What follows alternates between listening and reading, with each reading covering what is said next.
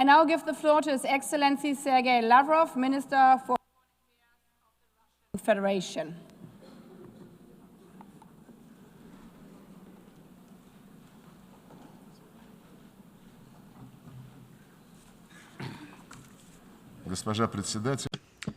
Madam President, ladies and gentlemen, 80 years ago, the most terrible war in human history came to an end.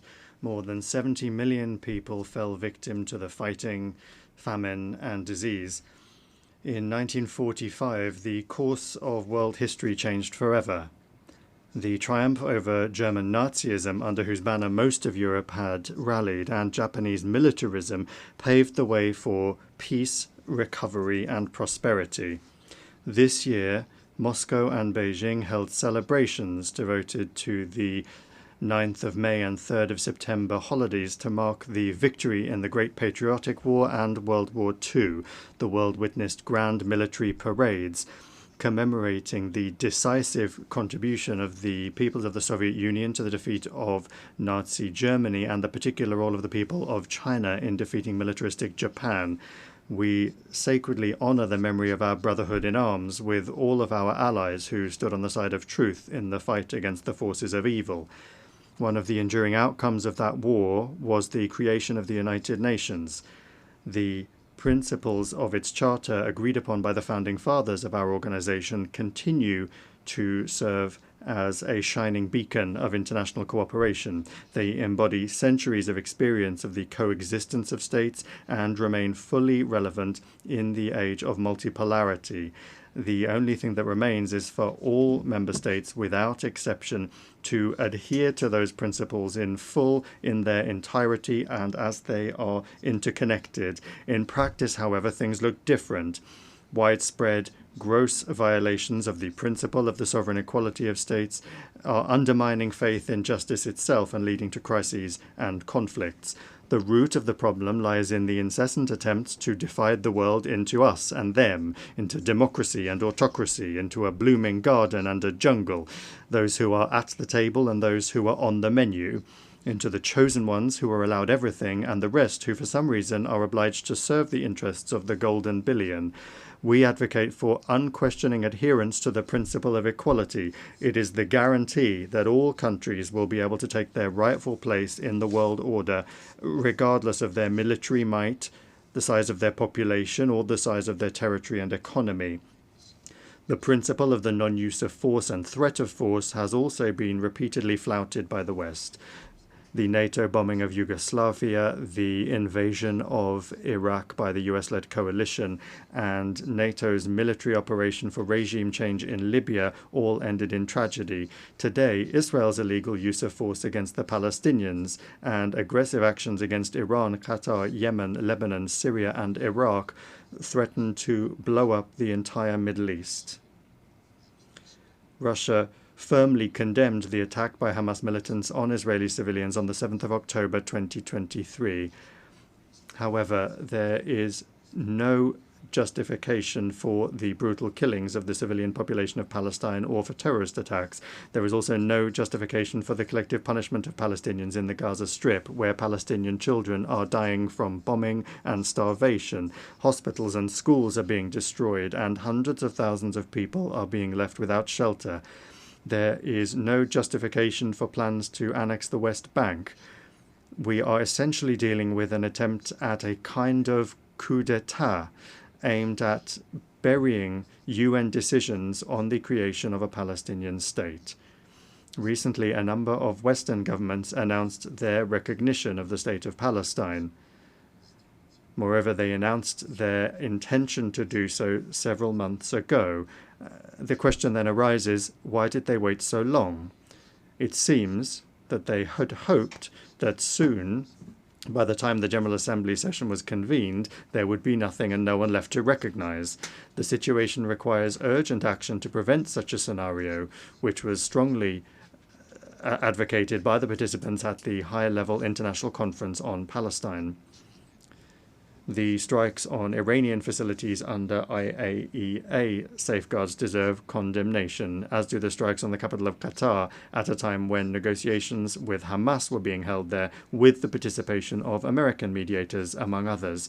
Yesterday, in the Security Council, the West rejected a rational proposal by China and Russia to extend the 2015 agreement on Iran's nuclear program in order to allow time for diplomacy. This has finally exposed the West's policy of sabotaging the pursuit of constructive solutions in the UN Security Council and its desire to extract unilateral concessions from Tehran through blackmail and pressure. We consider such a policy to be unacceptable and consider all manipulations to restore anti-Iranian UN sanctions as well as the sanctions themselves to be illegal. The West is not accustomed to observing the principle of non-interference in internal affairs. The color revolutions have become a sad phenomenon of our time, and illegal unilateral sanctions have long since become the main tool of Western diplomacy. No matter what excuses are used to justify them, the essence of such sanctions is the same: to suppress and intimidate competitors in the global economy and politics. Russia, together with an absolute majority of UN members, calls for the immediate lifting without prior conditions of the trade blockade against Cuba, which has been in place for more than 60 years, and for it to be removed from the notorious list of state sponsors of terrorism. We express our solidarity with the people of Venezuela in the face of external sanctions pressure and threats.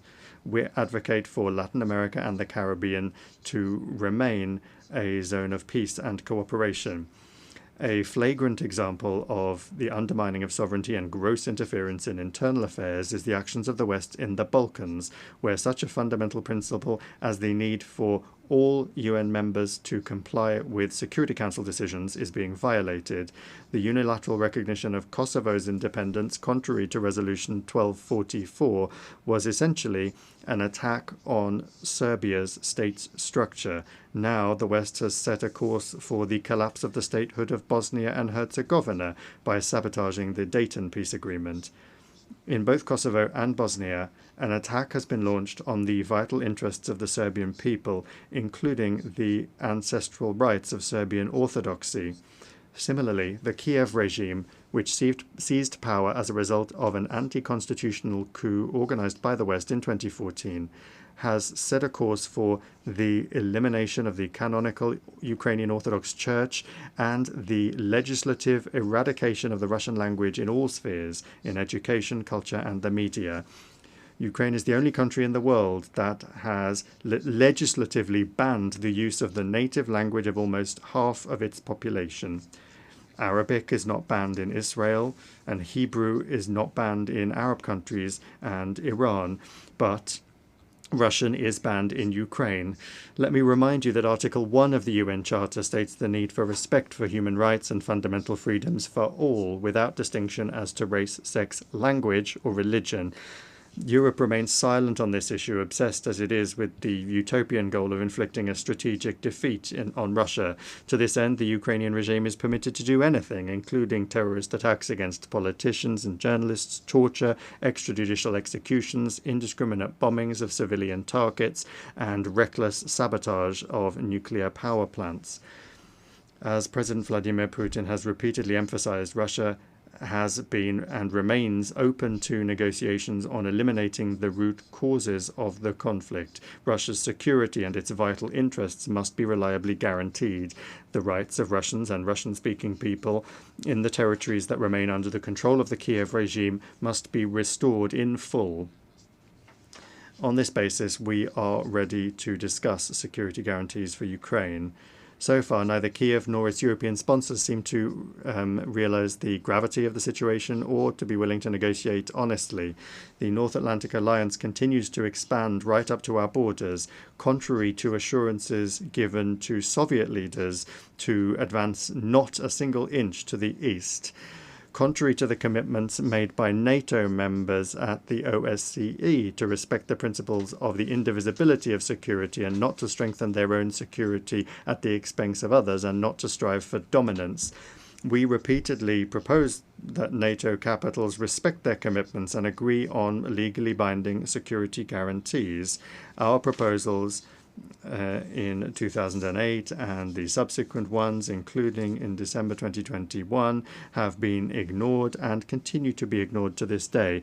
Moreover, threats of the use of force against Russia are increasingly being made. Russia is being accused of almost planning to attack the North Atlantic Alliance and the European Union countries. President Putin has repeatedly debunked these provocations. Russia has never had and does not have any such intentions. However, any aggression against my country will be met with a decisive response. There should be no doubt about this among those in NATO and the EU who not only are telling their voters that war with Russia is inevitable and are forcing them to tighten their belts, but are also openly talking about preparations for an attack on our Kaliningrad Oblast and other Russian territories. We have some hopes for the continuation of the Russian-American dialogue, especially after the summit in Alaska. In the approaches of the current US administration, we see a desire not only to contribute to ways to realistically resolve the Ukrainian crisis, but also a desire to develop pragmatic cooperation without adopting an ideological stance. Russia and the US bear a special responsibility for the state of affairs in the world and for avoiding risks that could plunge humanity into a new war. The maintenance of strategic stability is the aim of a new initiative by the Russian Federation that was put forward by President Putin on the 22nd of September. It concerns Russia's readiness to adhere to the central quantitative limits of the New START treaty for 1 year after its expiry on the 5th of February 2026. This is upon the condition that the United States acts similarly and does not take steps that would violate the existing balance of deterrence capabilities.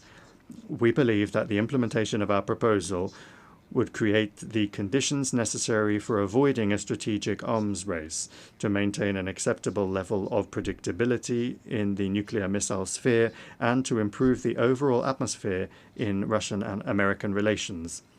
Colleagues, in December this year, we will mark the 65th anniversary of the adoption by the General Assembly of the Declaration on the Granting of Independence to Colonial Peoples and Countries. The decolonization process, with a leading role played by the Soviet Union, was a direct consequence of the realization of the right of nations to self-determination. The peoples of Africa and Asia refused to live under the yoke of the colonizers, just as after the coup d'etat in 2014 in Ukraine, Crimea, Donbass, and Novorossiya refused to submit to the Kiev neo-Nazi regime that had illegally seized power. It not only does not represent the interests of the population, but has also unleashed a war against them. In both cases, the principle enshrined in the 1776 Declaration of Independence and subsequently reaffirmed by many American presidents was put into practice. The following principle: governments derive their just powers from the consent of the governed. Neither the colonizers nor the Kiev regime had any consent from the peoples that they sought to rule. This principle was also unanimously reaffirmed in the UN 1970 Declaration, which states explicitly that all must respect the territorial integrity of those countries whose governments represent the entire population living on the territory concerned. Today, Africa and the entire Global South are experiencing a new awakening, striving for complete independence, and the UN must not be indifferent to that. Last December, the General Assembly resolution entitled Eradicating Colonialism in All Its Forms and Manifestations was adopted. We call for the next step to be a decision to declare the 14th of December the International Day for the Elimination of Colonialism. We welcome the role of the Group of Friends in Defense of the UN Charter in consolidating efforts to counter neo-colonial and other discriminatory practices against the global majority, and we invite all independent states to join the membership of that initiative and that group. The current balance of power in the world is radically different from that established 80 years ago. The decolonization process and other major upheavals have changed the political map of the planet. The global majority is loudly asserting its rights. The Shanghai Cooperation Organization and the BRICS play a special role as mechanisms for coordinating the interests of the countries of the Global South and East. The influence of the African Union, CELAC, and other regional associations is growing. These new realities have not yet been adequately reflected in our organization's institutional framework. The issue of Security Council reform is particularly important. Russia calls for its democratization exclusively through the expansion of the representation of Asia, Africa, and Latin America. We support the application of Brazil and India for permanent seats on the Council, while at the same time correcting the historical injustice towards Africa within the parameters that have been agreed by the countries of the continent themselves. Recently, Secretary General Antonio Guterres proposed a comprehensive reform of the UN. We are not opposed to an open discussion of this initiative. The guiding principle should be the UN's return to the fundamental principles enshrined in its charter, which the West for many years has been seeking to replace with its rules-based order. It's important that the work be carried out transparently, with the participation and consideration of the interests of all member states. We call on the Secretary-General and all Secretariat staff to strictly adhere to the principles of impartiality and equidistance in accordance with Article 100 of the Charter. Attempts at a palace coup in the Secretariat, its privatization by a small group of countries, must not be allowed. The composition of the Secretariat should reflect the new realities and ensure the fair representation of the countries of the global majority. We look forward to a constructive discussion of the organization's development at a special meeting of the Security Council, which Russia, as president, plans to organize on United Nations Day on the 24th of October. UN reform is only a part of the complex task of transforming the entire system of global governance, including the genuine democratization of the IMF, the World Bank, and the WTO, commensurate with the weight and role of the Global South and East in the world economy, trade, and finance. Discussions of global reforms cannot ignore the fact that the international security situation today is deteriorating. I have already spoken about the reasons for this, and I'll repeat that the main one is the desire to maintain hegemony through military force. More and more countries and regions are becoming involved in confrontational schemes. NATO is finding itself cramped in Europe and is penetrating into the Pacific Ocean, the South China Sea, and the Taiwan Strait, undermining the universal mechanisms of ASEAN and creating threats not only for China and Russia, but also for other countries that are located in the region. This new stage of expansion is justified by NATO leadership with the slogan of the indivisibility of Euro-Atlantic and Indo-Pacific security, and they're trying to use this slogan to surround the whole of Eurasia with a military ring. Russia and its like-minded partners are offering a constructive alternative to this dangerous course, to build in Eurasia an architecture of equal and indivisible security, not just for NATO members and their allies, but for all countries and associations on the continent without exception, including the SCO, the CIS, ASEAN, the EAEU, CSTO, the Gulf Cooperation Council, and others. To this end, Belarus and Russia, as partners in the Union State, are proposing the development of a Eurasian Charter of Diversity and Multipolarity in the 21st century. A truly continent-wide process is unavoidable after the West's behavior has rendered the Euro-Atlantic security model based on NATO, the EU, and the OSCE meaningless. We see no prospects for restoring this model in Europe in its former form, as some European capitals have suddenly started to contemplate. When talking about the future, we must not forget the lessons of the past, especially in a situation where Nazism is rearing its head again in Europe and militarization is gaining momentum under the same anti-Russian slogans. This is all the more alarming given that a number of politicians in power in Brussels and in some capitals of EU and NATO countries are seriously beginning to talk about a third world war as a likely scenario. These figures are undermining any efforts to find a fair balance of interests among all of the members of the international community, by trying to impose their unilateral approaches on everyone else in gross violation of the key charter requirement, which I have repeatedly mentioned already, that is the respect for the sovereign equality of states. It is this equality which is the foundation for the objectively emerging multipolarity. Russia is not agitating for revolution against anyone. Our country has suffered more than others from revolutions. We are simply calling on member states and the Secretariat's leadership to strictly adhere to all of the principles of the UN Charter without exception, without double standards.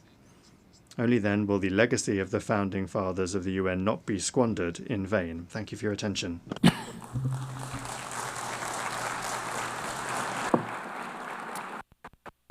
On behalf of the Assembly, I thank the Minister for Foreign of the Russian Federation. I now give the floor to His Excellency Bruno Eduardo